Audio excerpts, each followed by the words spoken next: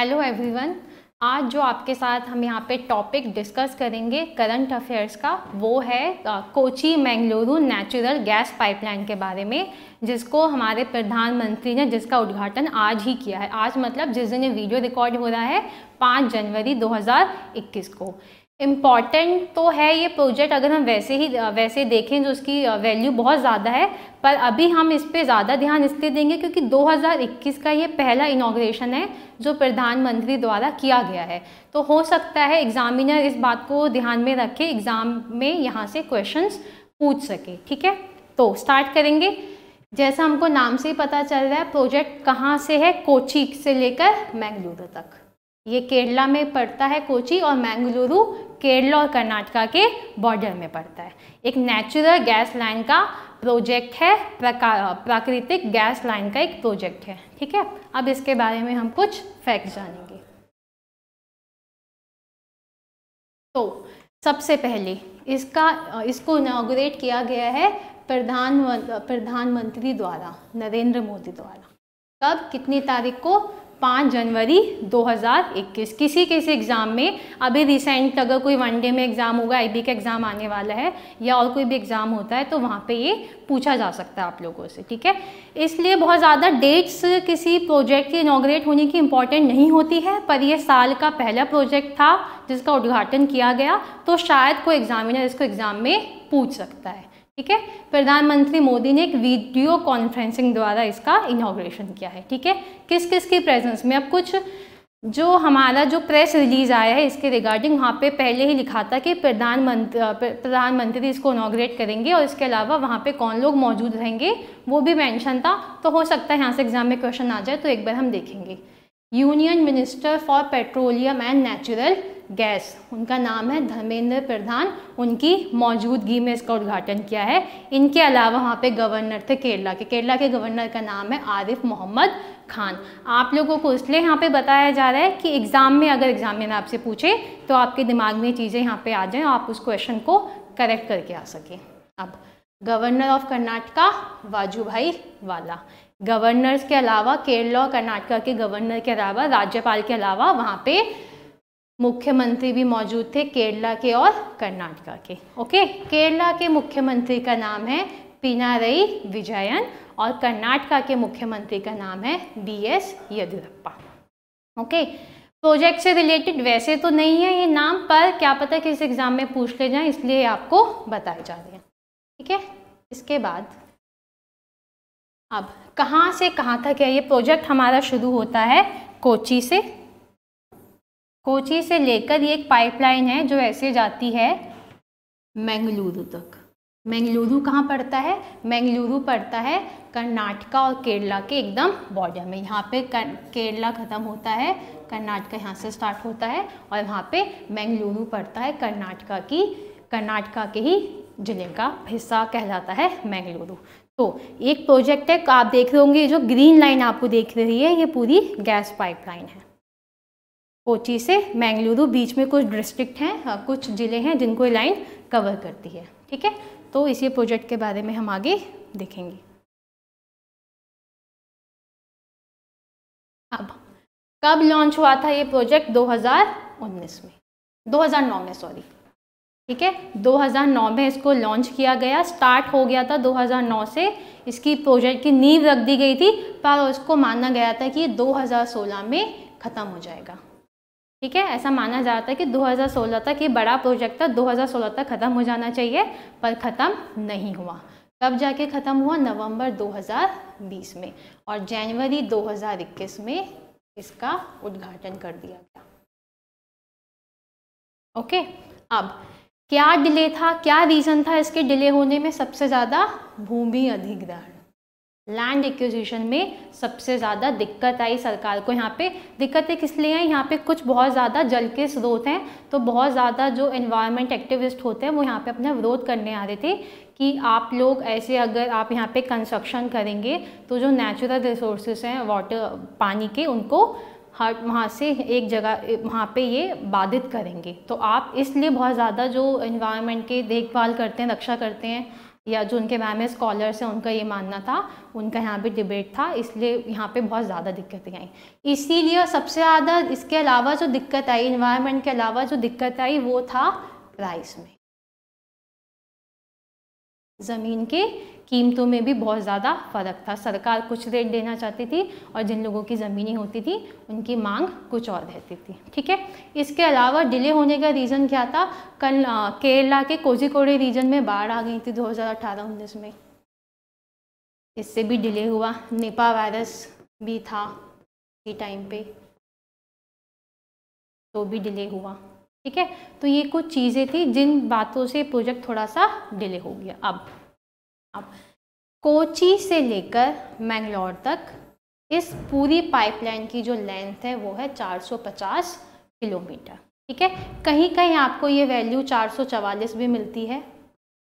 444 kilometre पर जो सरकार द्वारा जो लेंथ बताई गई है इसकी वो 450 किलोमीटर है, और हमारे लिए वही इम्पॉर्टेंट है जो हमको सरकार बता रही है, खुद की जानकारी के लिए भी और एग्ज़ाम के पॉइंट ऑफ व्यू से। ठीक है, अब ये क्या करेगी? ये पाइपलाइन गैस को एक जगह से दूसरी जगह ट्रांसपोर्ट करेगी।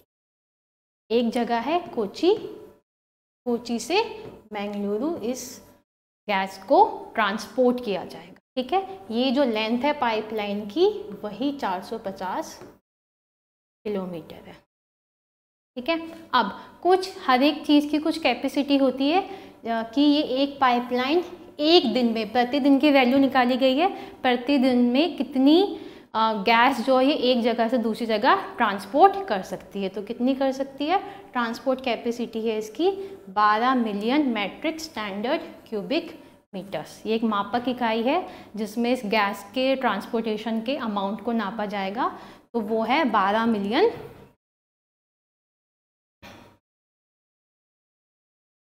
Million metric standard cubic metres. कब कितना करेगी? प्रतिदिन इतना ये ट्रांसपोर्ट करेगी। ठीक है, इसके अलावा इस प्रोजेक्ट को करने में जो कॉस्ट आई है वो है अराउंड 3000 करोड़। कुछ माना जा रहा था 1915 करोड़ में प्रोजेक्ट पूरा हो जाएगा, पर नहीं हुआ। 3000 करोड़ इसकी अप्रॉक्सीमेशन कॉस्ट है। जो सरकार ने कॉस्ट बताई इस प्रोजेक्ट की वो इतनी है। ठीक है, तो ये प्रोजेक्ट के बारे में कुछ बातें थी जो यहाँ पे आपको बताई गई हैं। अब आगे देखेंगे। अब एरिया कवर्ड कहाँ से कहाँ तक है और इसमें कौन कौन से जिले कवर हो रहे हैं ये हम देखेंगे, कौन कौन से राज्य कवर हो रहे हैं।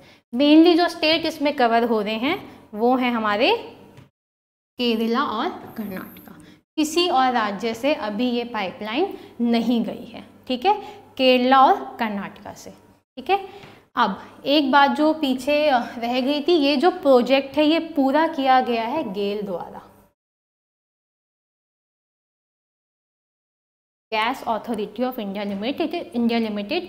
ये भारत की सबसे बड़ी गैसियस PSU है। ठीक है, किसके द्वारा प्रोजेक्ट को इसको पूरा किया गया है? गेल द्वारा। ये आप याद रखिएगा, बहुत टाइम से गेल के लिए बहुत इंपॉर्टेंट प्रोजेक्ट था ये। गेल ने अपना बहुत ज़्यादा समय और इन्वेस्टमेंट इसको दिया है इस प्रोजेक्ट को सक्सेसफुल करने के लिए। बहुत ज़्यादा इंजीनियरिंग चैलेंजेस भी थे जो बीच में आ रहे थे, वो भी यहाँ पे दिए गए। जैसे ड्रिलिंग की बहुत दिक्कत आ रही थी, तो इस प्रोजेक्ट को हॉरिजॉन्टल ड्रिलिंग, वर्टिकल ड्रिलिंग नहीं करके हॉरिजॉन्टल ड्रिलिंग करके पूरा किया गया है। ठीक है, अब एरिया अगर हम देखें केरला और कर्नाटका में है और किसी राज्य से इसका अभी कुछ लेना देना नहीं है। ठीक है, ये क्या करेगी? ये जो नेचुरल गैस है, लिक्विफाइड नेचुरल गैस है, LNG बोला जाता है।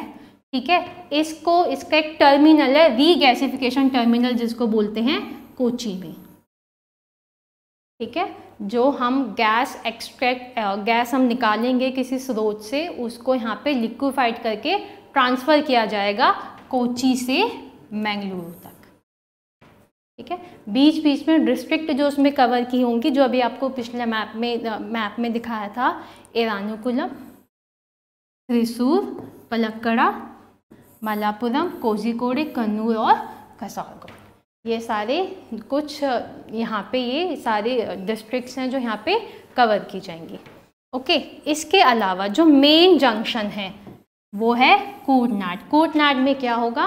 कूटनाड में ये जो पाइपलाइन है, यहाँ से एक जंक्शन पॉइंट है, जैसे पाइपलाइन जा रही है, ये यहाँ पे कूटनाड है, तो ये जंक्शन से क्या होगा, इस गैस लाइन को बेंगलुरु पाइपलाइन और बेंगलुरु पाइपलाइन यहाँ से स्टार्ट होती है, मतलब इसी पॉइंट से बेंगलुरु की तरफ जाएगा और बेंगलुरु की तरफ जाएगा। ठीक है, तो ये नाम याद आप रखेंगे एग्जाम पॉइंट ऑफ व्यू से। सबसे लंबी लेंथ जो इस पाइपलाइन की है वो है पलक्कड़ में। अगर हम पूरी लेंथ देखें तो सबसे ज़्यादा जो लेंथ है वो इसकी पलक्कड़ में आती है। ठीक है, तो ये उस प्रोजेक्ट के बारे में कुछ बातें थी। कौन सा एरिया कवर करता है, केरला और कर्नाटका। क्या है इसका काम इस प्रोजेक्ट का, ये जो लिक्विड नेचुरल गैस है, लिक्विफाइड नेचुरल गैस है, उसको कोची से लेकर बेंगलुरु तक पहुंचाना है। ठीक है, ये काम है किसने पूरा किया है, गेल द्वारा पूरा किया गया है। कब इसका इनॉग्रेशन हुआ है, 5 जनवरी 2021 को। किसने किया है, हमारे प्रधानमंत्री मोदी जी ने इसका उद्घाटन किया है। ठीक है, अब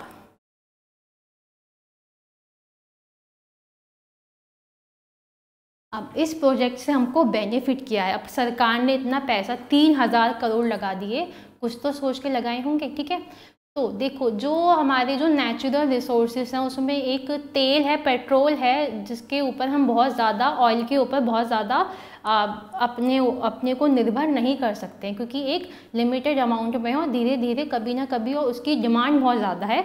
तो हम अपने आप को स्विच कर सकते हैं कि हम तेल वाली चीज़ों से गैस वाली चीज़ों पे आ जाएं। ठीक है, स्विच करने का रीज़न क्या होगा, तो जो डिमांड है वो पूरी हो पाएंगी, और दूसरा रीज़न ये होगा जो पोल्यूशन होता है तेल द्वारा वो उतना गैस से नहीं होता है। गैस के अगर हम देखें पोल्यूशन करने में तो बहुत मिनिमल या ना के बराबर आप रोल कह सकते हैं, जबकि ये जो पेट्रोल तेल होते हैं इनसे बहुत ज़्यादा प्रदूषण होता है। तो इन चीज़ों को अवॉइड करने के लिए गैसों के ऊपर, जो हमारे नेचुरल रिसोर्सेज हैं गैस के रूप में, उनके ऊपर निर्भर करना बहुत ज़रूरी है। ठीक है, दूसरा एक हमारे प्रधानमंत्री ने आइडिया दिया है 1 नेशन 1 गैस ग्रिड। बेसिकली क्या होता है, अगर सपोज कीजिए ये कोई एरिया है, ठीक है, और कोई एक यहाँ इस एरिया से यहाँ तक गैस जा रही है और दूसरा इस एरिया से यहाँ तक गैस जा रही है।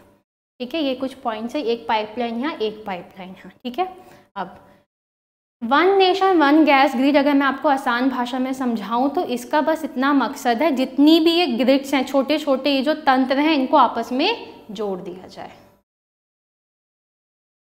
इससे क्या होगा, एरिया ज़्यादा कवर होगा, ज़्यादा एरिया कवर होगा और ज़्यादा लोगों को, ज़्यादा कारखानों को, ज़्यादा ट्रांसपोर्टेशन सेक्टर को इनका फ़ायदा पहुंचेगा।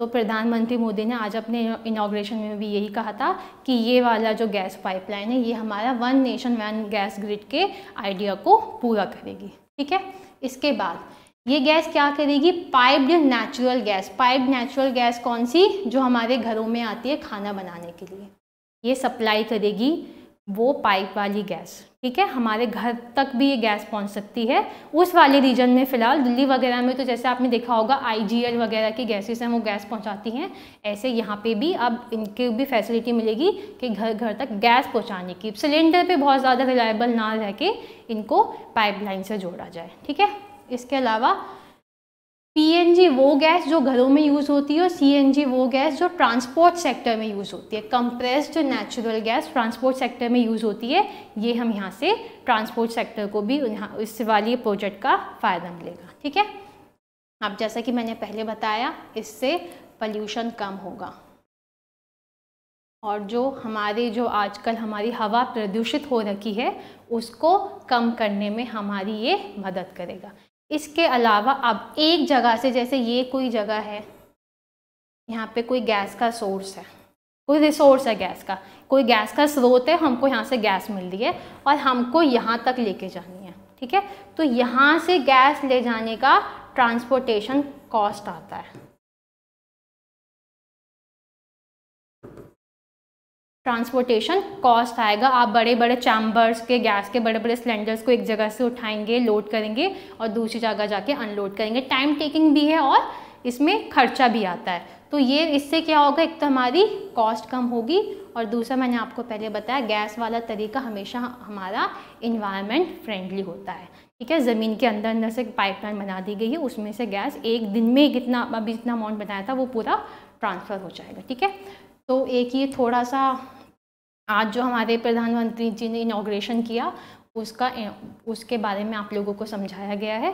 आप लोगों को समझ आया होगा, होप सो। और आप चाहेंगे कि आप हमारा चैनल सब्सक्राइब करें और आगे वाली अपकमिंग वीडियोस के बारे में जानने के लिए बेल आइकन प्रेस करना नहीं भूलें। Thank you so much.